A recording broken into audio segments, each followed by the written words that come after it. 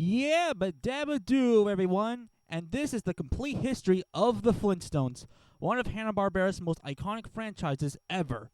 Before the Flintstones, both William Hanna and Joseph Barbera used to work at MGM Animation Studio, where they were responsible for creating the widely beloved cartoon stars Tom and Jerry. The shorts were very successful to the point of becoming the first non-Disney animated shorts to win multiple Oscars. But sadly, when the 50s came around, television became more and more popular while theatrical shorts were starting to lose in sight, which eventually led to MGM Animation to shut down in 1957. After that, H&B eventually decided to move to television and founded HB Enterprises, aka Hanna-Barbera, in that same year, where they created shows like The Rough and Ready Show and the very successful Huckleberry Hound Show. However, those shows only appealed to an audience of children. They wanted their new show to appeal to a wider audience, not just kids, but also adults as well. So they decided to make a situation comedy. The first idea was about two families of Romans, then Pilgrims, then Indians, until finally with the Stone Age then we all know today.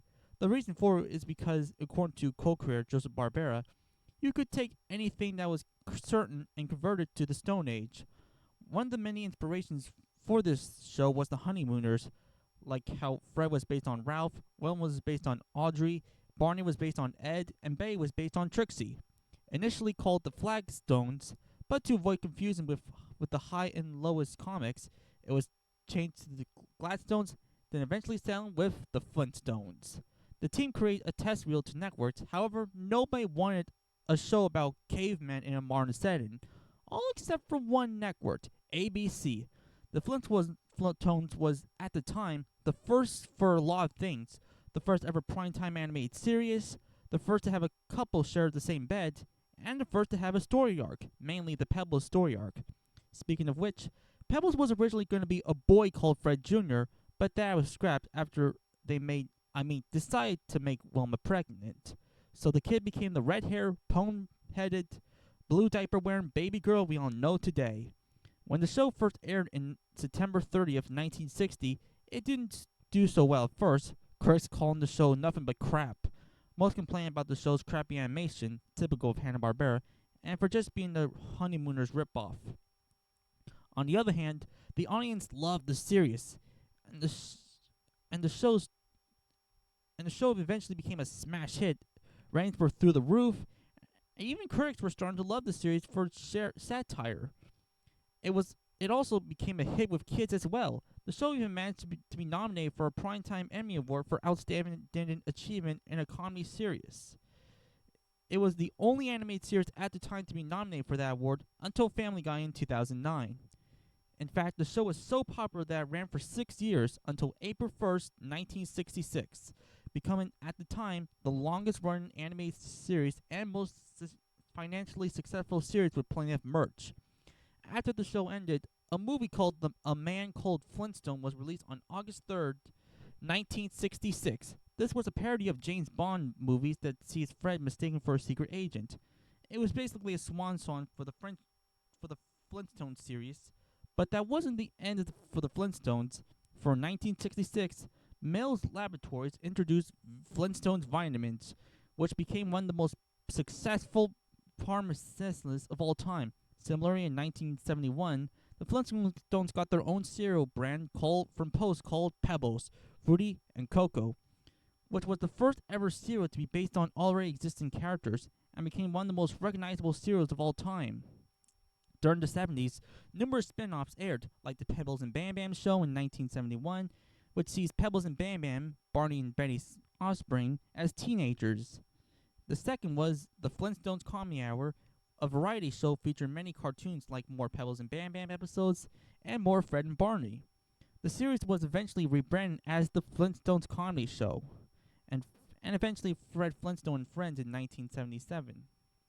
The Flintstones would also appear in many specials, the first being a Flintstones Christmas in December of that same year, Flintstones Little Big League the following year, and 1979's The Flintstones Meet Rockula and Frankenstone.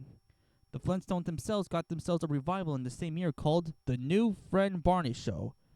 The show was eventually rebranded into Fred and Barney Meet the Thing, which includes segments from Friend Barney and the Fantastic Four animated series from the 60s. During that time, another compilation show was released called Friend Barney Meet the Shmoo. And in 1982, the last of the compilations was released called The Flintstones Funnies. In 1986, the Flintstones were turned younger with the Flintstones Kids. This was part of a babyfication era where classic cartoons were aged younger. The series would last until 1987. During that same year was the Flintstones' 25th anniversary, which featured guests like Tim Conway, Harvey Korman, and Vanna White. In 1987, the Flintstones crossed over with their future counterparts, the Jetsons, with The Jetsons Meet the Flintstones, which sees the futuristic family going back in time to the Stone Age. Entering in the 90s, the Flintstones got 2 TV movies. In 1993, the first being A Yabba Dabba Doo, which sees Pebbles and Bam Bam getting married, and Holly Rockabye Baby, which sees the birth of Roxy and Chip, Pebbles and Bam Bam's kids, which was then followed by A Flintstone Family Christmas that same year. A year later saw not only A Flintstones Christmas Carol, but earlier in 1994 was the live-action Flintstones movie. The film stars John Goodman as Fred, Rick Moranis as Barney, Elizabeth Perkins as Wilma, Rosie O'Donnell as Betty, and Kylie McCallum as Halle Bailey as 2 new characters, Cliff Vandercave and Sharon Stone. It also featured effects from both ILM Studios and Jim Henson's Creature Shop. Released by Universal Studios, the film was received mixed to mostly negative reviews. However, it did well with $341.6 million. The Flintstones would also make an appearance in the Weird Al show in the episode Talent Show. As part of the web cartoon block on Cartoon Network, 2 Dino-centered blocks were made, one being Dino Stay Out in 1995 and The Great Escapade in 1997. In 1996, Pebbles and Bam Bam got another series, this time called Cave Kids. This would be the last Flintstones series that Hanna-Barbera made before the studio was absorbed into Warner Brothers Animation in 2001. A year prior, another live-action film was released called Viva Rock Vegas in 2000. This was a prequel set before the events of the first film. Unlike last time, it features a new cast like Mark Agaby as Fred, Stephen Baldwin as Barney, Kristen Johnson as Wilma, Jane Craigslin as Betty, and Alan Cumming as the Great Gazoo, and was both critically and commercially a failure. In 2001, the Flintstones got a TV movie called On the Rocks, the first time that Hanna-Barbera was not involved in a Flintstones project. Instead was Cartoon Network Studios. This sees friend Wilma's marriage being on the rocks, so they go on an invasion to Rockapolka. The film features a far more mature tone with themes of like unhealthy marriage and more edgy humor in the vein of the first 2 seasons of the original series.